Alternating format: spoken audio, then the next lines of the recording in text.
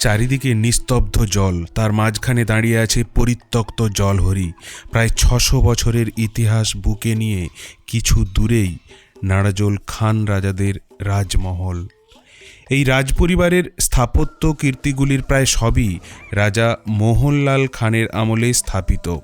লঙ্কার অনুকরণে গড়, লঙ্কাগড় তৈরি করেন প্রায় 60.5 বিঘা জমিতে পুকুর খনন করে তিনি একটি গৃহ নির্মাণ করেন, যা বর্তমানে জলহরি নামে খ্যাত।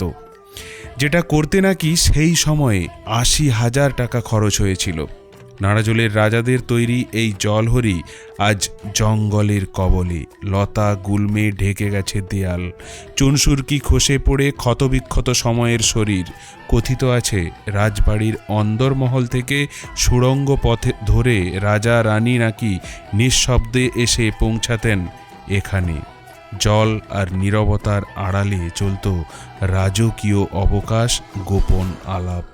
আজ সেই সুড়ঙ্গ বন্ধ, কিন্তু রহস্য বন্ধ হয়নি।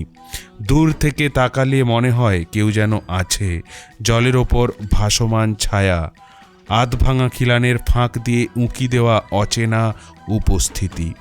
বাতাস বইলেই শোনা যায় অদ্ভুত শব্দ, যেন পাথরের গায়ে আটকে থাকা পুরানো দিনের ফিসফিসানি। কাছে গেলে বুক কেঁপে ওঠে, ভয় না ইতিহাস বোঝা দেয়। সংরক্ষণের অভাবে ধীরে ধীরে মুছে যাচ্ছে এক অনন্য ঐতিহ্য। কচুরি পানায় গিলে খাচ্ছে সেই স্বচ্ছ জল, তবু রাত নামলেই জলহরি যেন জেগে ওঠে।